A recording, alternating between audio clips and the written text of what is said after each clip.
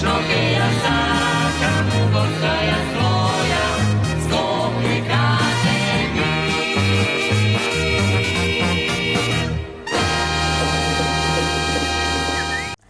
Скопје вчера ја одбележа 63 годишнината од катастрофалниот земјотрес што на 26 јули 1963 година го разурна градот и однесе голем број човечки животи. На местото каде што часовникот на старата железничка станица за секогаш застана во 5 часот и 17 минути беше оддадена почит на жртвите и беше испратена порака дека споменот на трагедијата мора да се чува. Во рамки на одбележувањето беше реализирана емотивна средба со Душан Манџовски, жив сведок на земјотресот кој непосредно по катастрофата учествувал во спасувањето на луѓе од урнатините и во расчистувањето на разрушениот град. Неговите сведоштва потсетија на драматичните моменти по земјотресот, но и на хуманоста и пожртвуваноста на граѓаните кои несебично помагале во спасувачките акции.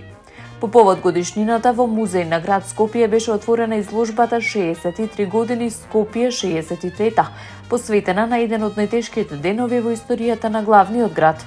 Преку архивски фотографии, документи и сведоштва беше прикажана трагедијата, но и обновата на Скопје, која стана символ на светската солидарност. Од настанот беше упатена порака дека иако земјотресот оставил длабоки последици, духот на Скопје останал нескршлив. Беше истакнато дека обврска на сегашните и идните генерации е да го зачуваат сеќавањето на жртвите, но и одговорно да го градат и унапредуваат градот, водејќи сметка за неговата безбедност и отпорност на идните предизвици. Општина Илинден со свечена програма на новиот парк плоштад во населеното место Марино го одбележа патрониот празник Илинден 2 август. Голем број граѓани присуствуваа на прославата на денот на општината, која помина во празнична атмосфера исполнета со музика, заедништво и оддавање почит на еден од најзначајните датуми во македонската историја. Пред присутните се обрати градоначалникот Александар Георгиевски, кој упати честитка по повод празникот, истакна дека Илинден е символ на слободата, достоинството и заедништвото, вредности врз кои, како што рече, се темели развојот на општина Илинден. Тој нагласи дека локалната самоуправа останува посветена на реализација на нови проекти и на рамномерен развој на сите населени места. Во рамки на свеченоста беше прикажана и видеопрезентација со дел од реализираните инфраструктурни проекти и капитални инвестиции, преку која беа представени досегашните активности и плановите за понатамошен развој на општината. Празничната вечер беше заокружена со музичка програма. Публиката уживаше во настапите на македонските музички звезди Јордан Митев и Антонија Гиговска. Нивните настапи создадоа одлична атмосфера и беа поздравени со силен аплауз од бројните посетители.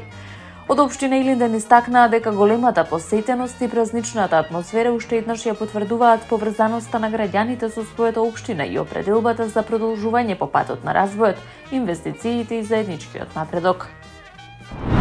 Советот на општина Ѓорче Петров денеска одржа вонредна седница на која беа усвоени 2 одлуки насочени кон справување со последиците од природните непогоди и изразување солидарност со граѓаните погодени од кризата со водоснабдувањето во Гостивар.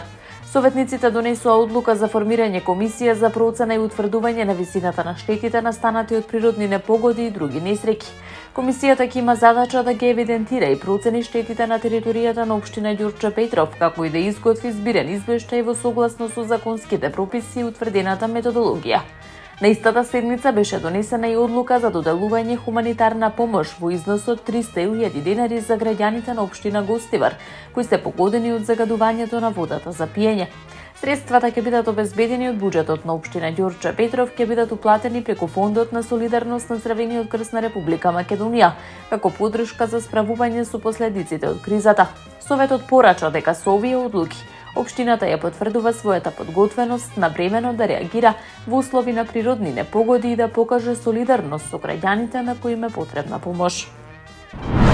48-миот Илинденски конјички марш започнува денеска со свечено испраќање на учесниците од дворот на црквата Свети Петар и Павле во скопската населба Горно Лисиче. Околу 40 конјаници ќе тргнат на традиционалниот марш. Нивната крајна дестинација е Крушево, каде што на 2 август ќе учествуваат во одбележувањето на големиот државен празник Илинден. Годинава меѓу учесниците има и 5 девојки кои заедно со останатите конјаници ќе ја поминат традиционалната маршрута низ повеќе македонски градови и населени места. Според најавите на 31 јули, конјаниците од Горно Лисиче ќе се спојат со учесниците од Свети Николе, Кичево и Битола, со што ќе испратат порака за единство, негување на традицијата и зачувување на македонското историско и културно наследство.